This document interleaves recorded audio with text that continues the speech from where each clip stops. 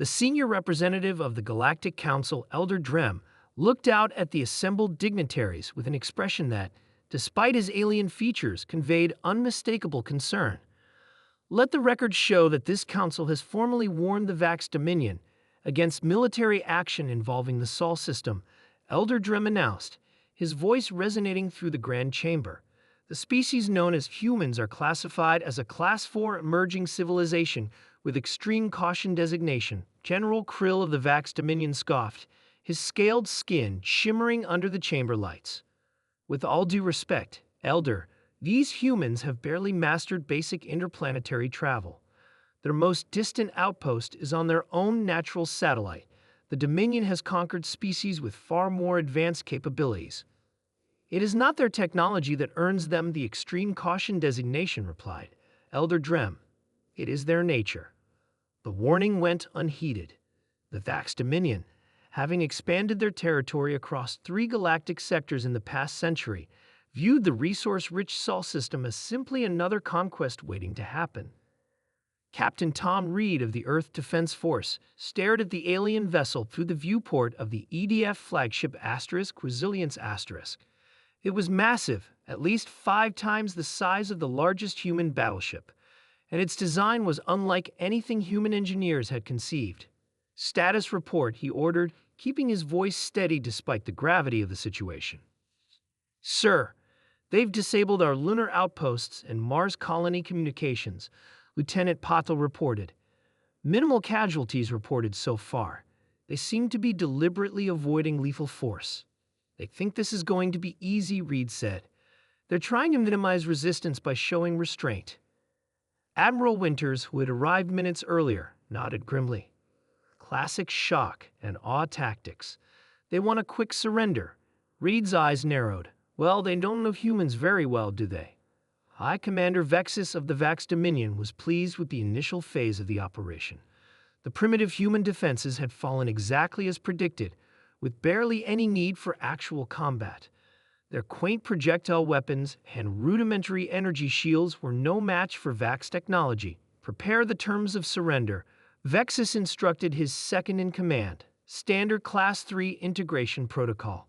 They'll serve as a client species, but with reasonable autonomy if they cooperate. High Commander, his communications officer interrupted, we're receiving thousands of transmissions from the planet. Their leaders seeking to negotiate terms, no doubt. Vexus replied dismissively. No, sir. These are military frequencies. From everywhere, not just their governments or primary military installations, but it seems like individual units, civilian vessels, even some transmissions from what our intelligence suggests are retired military personnel. Vexus frowned. Clarify. Sir, they're not surrendering. They're organizing. Within 72 hours, the Vax Dominion discovered something that the Galactic Council had tried to warn them about. Humans didn't fight like any other species they had encountered. There was no central command to disable, no hierarchical structure that, once decapitated, would leave the rest disorganized. When the Vax destroyed Earth's major military installations, they expected confusion and surrender. Instead, they got thousands of independent resistance cells, each adapting and improvising. Retired military veterans formed militia groups. Civilian engineers repurposed commercial technologies into defensive systems. University scientists worked around the clock to analyze captured Vax technology and find exploitable weaknesses. The Vax had expected to face an organized military. Instead, they faced an entire species that refused to accept defeat. How is this possible? Vexus demanded, slamming his fist on the command console. They have no central leadership anymore. Their major governments are in hiding or destroyed. Who is coordinating these attacks? His tactical officer looked up from the display, mandibles clicking in distress. No one, sir, and everyone. They're acting independently, but toward a common goal. Our predictive algorithms can't anticipate their strategies because there isn't a single strategy. There are thousands. Vexus stared at the tactical display, showing yet another supply vessel lost to what appeared to be a converted mining ship packed with explosives. A suicide mission that no Vax would ever consider logical. The Council warned us, his second-in-command said quietly. Humans don't fight to win. They fight to survive at any cost.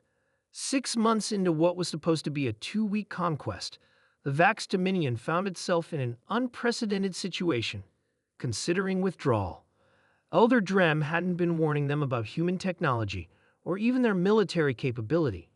He had been warning them about human psychology, their relentless determination, their ability to unify against a common threat while simultaneously acting as individuals, their willingness to sacrifice, and their remarkable adaptability. The humans had already reverse-engineered several Vax weapon systems. They'd developed guerrilla tactics specifically effective against Vax protocols. They'd even managed to hack into Vax communication networks, something no species had accomplished before. "This is Captain Reed of the Earth Unified Command." Tom Reed transmitted from the bridge of what had once been the Resilience Asterisk, but was now a patchwork vessel incorporating Vax technology. "We are prepared to discuss terms." On the Vax command ship, Vexus received the transmission with what might have been relief on a human face. "The humans are finally ready to surrender," he told his officers, though with less triumph than he'd imagined feeling months ago. The response from his intelligence officer was hesitant. "Sir, their transmission didn't specify surrender. They said terms. And our analysts suggest their position has improved significantly." When Reed's terms came through, Vexus understood at last what the Council had meant: be afraid of humans. The humans weren't offering surrender. They were offering peace, with technology exchange, territorial guarantees, and a formal alliance. Not the terms of a conquered species, but the terms of equals.